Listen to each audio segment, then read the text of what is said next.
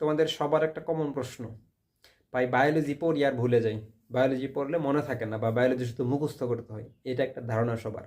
অনেকে প্রশ্ন করছো ভাই এটার সলিউশন কি। আশা করি তোমাদের কয়েকটা পয়েন্ট বোঝানোর মাধ্যমে আজকে এটার উত্তর দেওয়ার চেষ্টা করবো। দেখো, বায়োলজি সাবজেক্টটা আমরা তোমাদের মাথায় আগে থেকে অনেকে ঢুকাই দিচ্ছে, বায়োলজি মুখস্থ করতে হয়, বায়োলজি অনেক শব্দ, বায়োলজি কিছু বুঝার নাই, এরকম। তোমার প্রথম 1 নাম্বার কাজ হচ্ছে এই কথাটা মাথা থেকে বের করে দাও, যে বায়োলজি মুখস্থ করতে হয়, এই কথাটা মাথা থেকে বের করে দাও। বায়োলজি মুখস্থ করে তুমি কিন্তু মনে রাখতে পারবা না, তুমি জাস্ট এটাকে বুঝিয়ে গল্পের মতো পড়তে থাকো। বইটা যেভাবে সাজানো আছে মূল বইটা তুমি গল্পের মতো পড়তে থাকো। এখন এর ভিতরে পড়তে থাকো, আমি এমনি পড়ে যাব না, তোমাকে শব্দ বুঝতে হবে। এই জন্য কয়েকটা যেমন হতে আমরা 1 নাম্বার কথা টার্মিনোলজি বুঝবো। মেডিকেল ভাষার কিছু টার্মিনোলজি আছে, যেমন তুমি অনেক জায়গায় পাবা গ্যাস্ট্রো। বলো তো গ্যাস্ট্রো মানে কি? গ্যাস্ট্রো মানে বোঝায় পাকস্থলী রিলেটেড কোনো কিছু। বুঝতে পারছো কেন বলো তো? কারণ পাকস্থলী আমরা জানি স্টোমাকের ভিতরে গ্ল্যান্ড থাকে, সেই গ্ল্যান্ডের নাম হচ্ছে গ্যাস্ট্রিক গ্ল্যান্ড।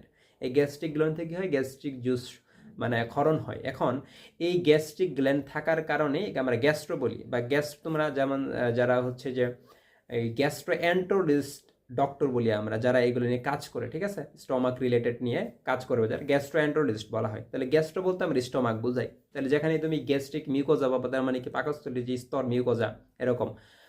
কার্ডিও, ঠিক আছে, তোমরা কার্ডিওলজিস্টকে জানো, যে হার্ট স্পেশালিস্টকে আমরা কার্ডিওলজিস্ট বলা হয়। তাহলে কার্ডিও মানে কি? কার্ডিও মানে বোঝায় মেডিকেল টার্মিনোলজিতে হার্ট রিলেটেড কিছু, ঠিক আছে। এখন কার্ডিয়া পড়ছো তোমরা, কার্ডিয়া কিন্তু আবার পাকস্থলীর অংশ, সেটা কিন্তু হার্টের অংশ। কেন কার্ডিয়া নাম আসছে বলো তো? কারণ এটা পাকস্থলী, যে আমাদের পাকস্থলীর উপরে, ঠিক আছে, বাম পাশে থাকে, উপরে উপরে থাকবে হচ্ছে আমাদের পঞ্চম পাঁজরের ফাঁকে, ওইদিকে আমাদের হার্টের অ্যাপেক্সে থাকে। হার্টের নিচে পাকস্থলী থাকার কারণে ওই যে পাকস্থলীর যে উপরের অংশটাকে আমরা কার্ডিয়া বলে থাকি। বুঝতে পারছো? তাহলে এটা এভাবে বুঝলে রিলেটেড করে। এরপর আসো পালমোনারি, তোমরা পালমোনারি ধমনী জানছো, পালমোনারি শিরা জানছো। পালমোনারি মানে কি? পালমোনারি রিলেটেড মানে হচ্ছে ফুসফুস রিলেটেড, লাংস রিলেটেড। এরপর যদি তোমাদেরকে বলি নেফ্রো বা রেনাল, এটা মানে কি? এটা মানে হচ্ছে বৃক্ক। তাহলে এরকম কিছু টার্মিনোলজি আছে যেগুলো তোমাকে বুঝে পড়তে হবে। এগুলো বুঝে তুমি তাহলে ওই রিলেটেডগুলো করতে পারবা, মানে ওগুলোর সাথে রিলেট করে পড়তে পারবা। এখন আসো, আবার কিছু শব্দ আছে যেগুলো হচ্ছে আমি ভেঙে পড়তে পারি, তাই না? যেমন এরিথ্রোপোয়েসিস, গ্লাইকোজেনেসিস, গ্লাইকোজেনোলাইসিস, লাইপোজেনেসিস। এরকম মানে কি? আমি যদি বলি এরিথ্রোপোয়েসিস, এরিথ্রো মানে হচ্ছে রেড বা লোহিত রক্তকণিকা, আর পোয়েসিস একটা তৈরি প্রক্রিয়ার নাম। তাহলে যে প্রক্রিয়ায় লোহিত রক্তকণিকা তৈরি হয়, এই তৈরি প্রক্রিয়ার নাম হচ্ছে এরিথ্রোপোয়েসিস, ঠিক আছে। ওকে, এখন আসো যে বললাম গ্লাইকোজেনেসিস। গ্লাইকোজেনেসিসটা কি? এই জেনেসিস মানে তৈরি প্রক্রিয়া, আর গ্লাইকোজেন থেকে আসছে, ঠিক আছে। গ্লুকোজ থেকে গ্লাইকোজেন তৈরি যে প্রক্রিয়াকে বলা হয় গ্লাইকোজেনেসিস, ঠিক আছে, গ্লাইকোজেনেসিস। ওকে, আরেকটা তুমি একটা ওয়ার্ড পড়ছো যে গ্লুকোনিওজেনেসিস। এই নিও কথার মানে হচ্ছে নতুন, নিও মানে কি? নতুন। আর গ্লুকোনিওজেনেসিস, জেনেসিস মানে তৈরি প্রক্রিয়া, আর গ্লুকোটা গ্লুকোজ থেকে আসে, তার মানে নন কার্বোহাইড্রেট উৎস থেকে যখন আমরা গ্লুকোজ তৈরি করব তার নাম হচ্ছে গ্লুকোনিওজেনেসিস। এরকম কিছু ওয়ার্ড আছে যেগুলো তুমি বুঝে পড়তে পারবো। তোমরা প্রাণী জগতের বিভিন্ন শ্রেণীবিন্যাসে পড়বা পরিফেরা, প্লাটিহেলমিনথেস, ঠিক আছে। পরিফেরা, পোর মানে হচ্ছে ছিদ্র বা বহনকারী, ঠিক আছে। ফিয়ার মানে হচ্ছে বহনকারী, পোর মানে ছিদ্র। তাহলে ছিদ্রাল প্রাণীদেরকে কি বলা হয়? পরিফেরা বলা হয়। আর প্ল্যাটিহেলমিনথেস, এই হেলমিন্থ মানে হচ্ছে কৃমি, আর প্ল্যাট মানে হচ্ছে চ্যাপ্টা। তাহলে চ্যাপ্টা কৃমি, এটা প্লাটিহেলমিনথেস যেসব মানে প্লাটিহেলমিনথেস পড়বার একটা হচ্ছে চ্যাপ্টা কৃমি। তাহলে এরকম তুমি যেমন কিছু কথা পাবা সাইট, তাহলে শেষে সাইট থাকলে বোঝাবে সেটা কোষ, ঠিক আছে। ফাইট থাকলে বোঝাবে উদ্ভিদ, ঠিক আছে। এরপরে আরও কিছু ওয়ার্ড আছে, এরকম অনেক অনেক ওয়ার্ড আছে যেগুলো তুমি যদি ভেঙে ভেঙে পড়ো তাহলে তোমার কাছে বায়োলজিটা সহজ মনে হবে। আচ্ছা, এগুলো বুঝতে তোমার 50% কভার হয়ে গেল। এখন ভাই অনেক কিছু তো আছে যেগুলো ইনফরমেটিভ, এক্সাম্পল যেমন আমি তো মানে তোমাদেরকে বলি যে এই যে ভাস্কুলার বান্ডল এক্সাম্পল বলে, কেন্দ্রিক ভাস্কুলার বান্ডল হচ্ছে 2 ধরনের, আমরা জানি জাইলেম কেন্দ্রিক আর ফ্লুয়েম কেন্দ্রিক। এগুলো তো এখন মুখস্থ করতে হবে, যেমন টেরিস, লাইপোকোডিয়াম, স্যালাজিনেলা, ড্রাসিনা, ইউকা, ঠিক আছে। জাইলেম কেন্দ্রিক পাওয়া যায় কোথায়? টেরিস, লাইপোকোডিয়াম, স্যালাজিনেলাতে পাওয়া যায়। এখন এটা তো মুখস্থ করা লাগবে না ভাই, তাহলে তুমি একটু ট্রিক ইউজ করতে পারো, এখানে একটু নেমোনিক ইউজ করতে পারো। কিছু কিছু পড়া আছে যেখানে আমি ট্রিক ইউজ করতে পারি। যেমন আমি যদি বলি জাইলেম কেন্দ্রিক, তাহলে তুমি এটা মনে রাখবে যে প্লিজ, জাইলেমকে প্লিজ দাও, তোমরা প্লিজটাকে PLS দিয়ে লেখো, তাই না? তাহলে মনে রাখো পি দিয়ে হচ্ছে টেরিস, আর এল দিয়ে হচ্ছে লাইপোকোডিয়াম, আর এস দিয়ে স্যালাজিনেলা, তাই না? আর কি ফ্লুয়েম কেন্দ্রে কি আছে? ডক্টর ইউনিস দিয়ে মনে রাখবা, ডক্টর দিয়ে ড্রাসিনা, ইউনিস দিয়ে ইউকা। বুঝতে পারছো? তাহলে এইভাবে একটু ট্রিক ইউজ করে একটু নেমোনিক এক কথায়। কারণ কি বলতো, তুমি যদি সবগুলোই মুখস্থ করতে যাও আসলে তোমার মেমোরিটা ক্যাচ করবে না, বা পরীক্ষা হলে যদি তুমি ভালো মতো আউটপুটও দিতে পারবা না, তাই না? এখন ভালো মতো আউটপুট দিতে চাইলে তোমার কিছু ট্রিক্স ইউজ করা লাগবে, কিছু একটু মেমোরাইজ করলা, সবগুলো যখন মিশ্রণ করে পড়বে তোমার ব্রেনের উপরে প্রেশার কম পড়বে, তুমি ইজিলি পড়াটাকে গ্র্যাপ করতে পারবা।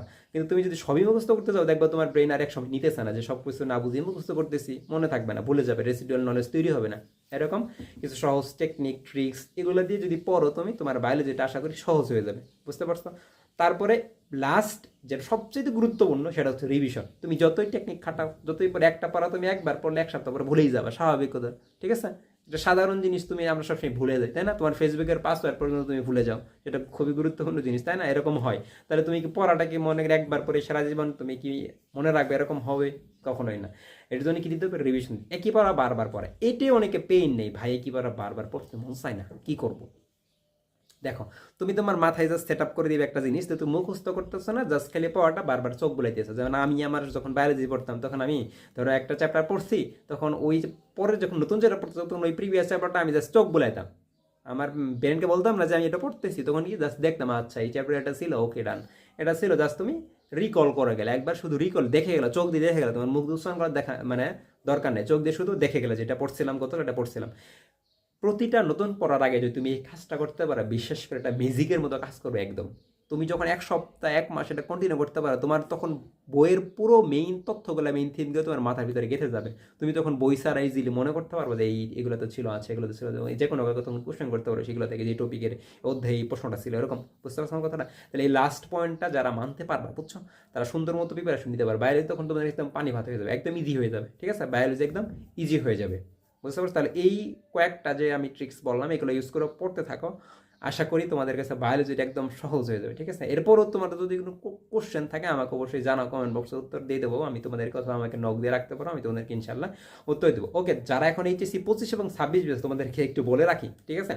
আমরা কিন্তু তোমাদের এই যে 26 এর জন্য আমরা একটা Brainer biology pre medical base আনতেছি, যেটা হচ্ছে একদম A to Z একাডেমিক থেকে মেডিকেল, যাদের মেডিকেল টার্গেট, এক কথায় একাডেমিক থেকে মেডিকেল যা যা লাগবে একদম একাডেমিক আমরা গুছাই দেবো। এখানে মান্থলি বেসিসে অল্প একটা ফিতে আমরা পড়াই দিচ্ছি তোমাদেরকে, ফেব্রুয়ারি থেকে ক্লাস শুরু হবে।